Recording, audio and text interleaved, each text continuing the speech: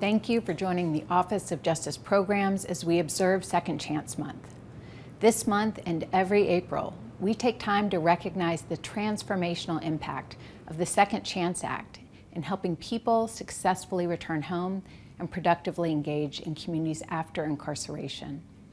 We also take this opportunity to reaffirm our commitment to addressing head-on the work that remains to be done, work that touches the lives of millions across our country and impacts individuals, families, and communities in profound and deeply personal ways. The spirit of the Second Chance Act is in lockstep with our mission at OJP to advance community safety, to build community trust, and to strengthen the community's role as co-producer of safety and justice. I am so encouraged by the work underway in this country, and I am optimistic about what's ahead. We are at a pivotal moment in this essential work. Data from our National Prisoner Statistics Collection found that nearly 450,000 people were released from state and federal prisons in 2022.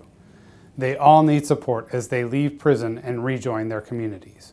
Meanwhile, our annual survey of jails reported that more than 7 million people were admitted to local jails.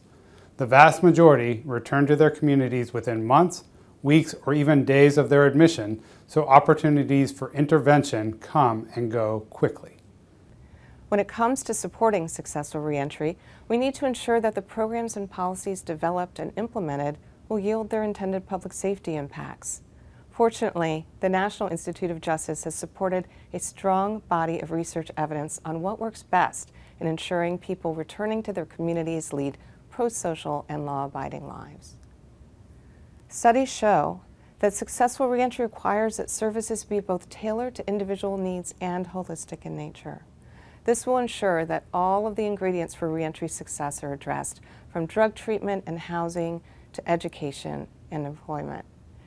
It is also essential that reentry case management services and programs are gender responsive. Research is very clear that women exiting correctional confinement have unique needs and different histories compared to men. That means that programs for women that are tailored to women are most likely to be successful. We know so much about what works, but it's also important to underscore that programs need to be designed in accordance with the population and the resources that are unique to each jurisdiction. A program that works in Boise, Idaho might not be successful in Charlotte, North Carolina, and vice versa. It's essential that agencies and service providers develop a data-informed understanding of state and local reentry policies and resources. This will enable them to adapt successful programs to their local context. And regardless of the varying roles we play in supporting second chances, it is also vital that we measure our program activities and outcomes so that we're constantly learning as we go. That enables OJP resources, along with investments across the federal government, to take the science of reentry into account, elevating data-informed and evidence-based strategies that improve the safety and well-being of individuals, families, and communities. The challenges of reentry confront young people as well as adults, with nearly 25,000 youth being held in residential placement, poised to return to their homes and communities. Through youth-based Second Chance Act programs, we're helping young people reconnect with their families and reestablish themselves in their communities. We're also consulting the insights of youth with lived experience by bringing on 2 youth reentry fellows to help provide technical assistance and advise our Second Chance Act grantees. And we're focusing on reentry as part of a continuum of care where kids are provided opportunities to grow and thrive in their communities.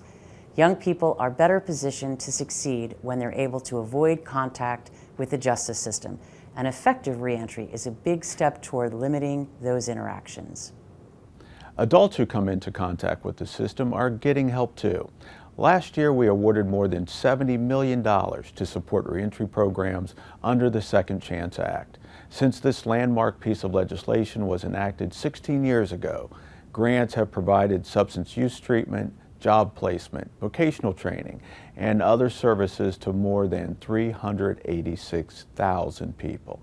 We're finding new ways to reach individuals in need of services, leaning on organizations that have the closest connections to people in their communities.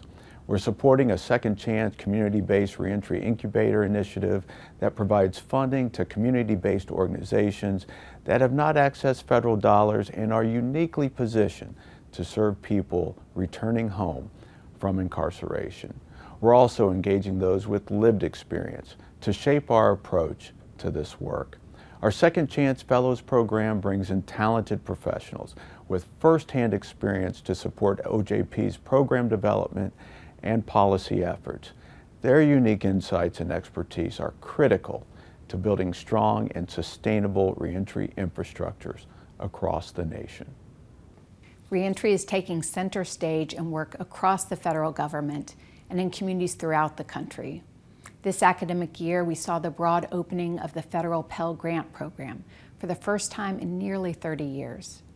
Fair Chance Act hiring guidelines are giving formerly incarcerated individuals a better shot at federal employment. And recent Medicaid guidance is helping to fill coverage gaps for people seeking health care as they leave correctional facilities.